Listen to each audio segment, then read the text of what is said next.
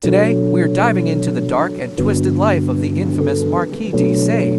This aristocrat, known for his sadistic tendencies, lived a life that was anything but ordinary. A man so depraved, they named a sexual disorder after him. So, buckle up for a wild ride through history as we explore the shocking tale of the man who is the origin of the word sadistic.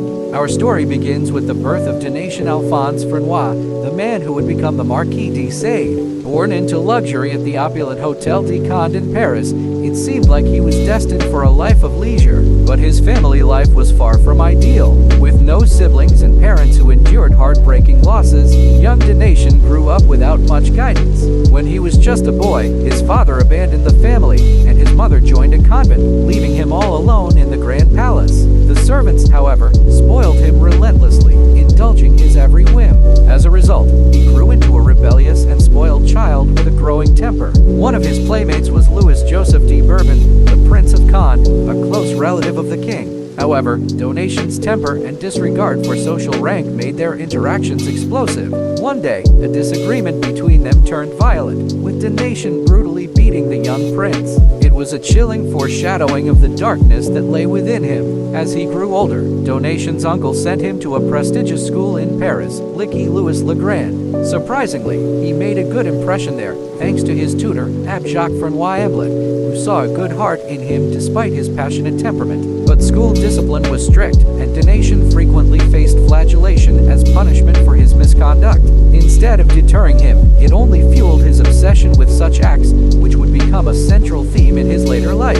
His father, eager to secure the family's financial future, arranged a marriage for Donatien. He married Lady Reine Epée de Montreuil, but his heart remained with Lady Laure de Lorys, with whom he continued to exchange love letters. The marriage produced children, but Donatien's interests lay elsewhere. As he entered adulthood, he delved deeper into his deviant fantasies, indulging in a libertine lifestyle and obscene hobbies. His behavior attracted the attention of local authorities, leading to multiple short stints in prison. However, he couldn't resist the lure of his sadistic desires. In one harrowing incident, he forced a woman to include a crucifix in their bedroom activities, leading to charges of blasphemy. His actions escalated, including imprisoning and subjecting individuals to unspeakable acts. His family's efforts to buy the silence of one of his chambermaids managed to keep his cruelties hidden for a time. Still, he knew he was on thin ice. When he left prison in 1789, he unknowingly left behind a disturbing manuscript hidden in the walls of his cell, known as the 120 Days of Sodom. This work, which was later discovered,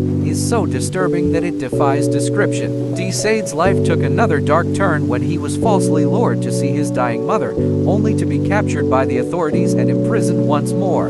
This time, he was in for a different kind of torment. The French Revolution brought about a dramatic change in de Sade's fortunes. With the fall of the monarchy and the abolishment of letters de cachet, he regained his freedom in 1790. Still, he struggled to adapt to the new political landscape. He adopted the name Citizen Sade to distance himself from his noble background and found himself in government positions. Despite his efforts, his aristocratic roots made him a target for persecution. After a brief period of relative calm, Napoleon Bonaparte ordered the authorities to track down the author of de Sade's scandalous novels, leading to his imprisonment without a trial. Eventually, he was transferred to the Charenton Asylum, where he continued to write his explicit works. Under the care of Abbe de Calmire, de Sade's writing was encouraged as therapy, and he even staged plays using fellow patients as actors. However, his plays were too scandalous and got shut down. De Sade's life took a final turn when he fell into financial ruin, lost his cherished Chateau de la Coste, and was forced to move to Paris. He continued to write anonymously and shock readers with his depraved novels. Napoleon's crackdown on de Sade's writing led to his final imprisonment, this time at the Big Tree Asylum. Eventually, he was transferred to the Charenton Asylum once more, where he lived with his lover, Constance. In his final years, he became involved with a 14-year-old girl, further staining his L. On December 2, 1814, at the age of 74, the Marquis de Sade passed away. His body was not left untouched, contrary to his wishes, and he was buried on the grounds of the Charenton Asylum. Now let's talk about the influence he had on our society. Sexual sadism disorder, a mental condition named after the Marquis de Sade, is characterized by experiencing sexual arousal when exposed to extreme pain, suffering, or non-consensual humiliation inflicted upon others, as described in Sade's novels. This condition may sometimes overlap with other sexual preferences involving the infliction of pain, but it is distinct from consensual activities that involve mild or simulated pain or humiliation for sexual excitement. Several prominent cultural figures have displayed a keen interest in the works of the Marquis de Sade, including French philosopher Michel Foucault,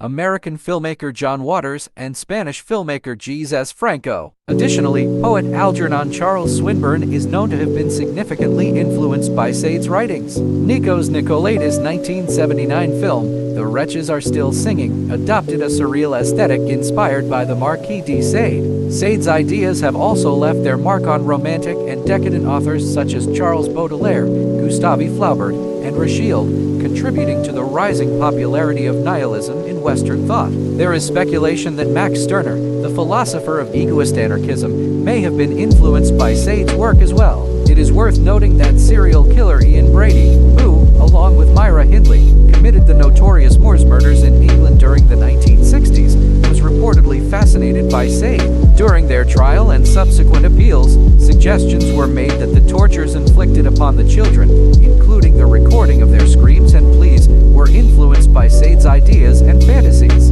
However, it should be emphasized that Brady and Hindley had limited exposure to Sade's actual writings. The only book by Sade in their possession was an anthology of excerpts that excluded his most extreme writings. Among the books found in the 2 suitcases belonging to Brady was The Life and Ideas of the Marquis de Sade. Hindley herself claimed that Brady would send her to acquire books by Sade, and after reading them, he would become sexually aroused and physically abusive. And there you have it, the dark and twisted life of the Marquis de Sade, a man whose name has become synonymous with sadism. Remember to like, subscribe, and hit that notification bell for more fascinating stories from history. Thanks for watching, and stay curious.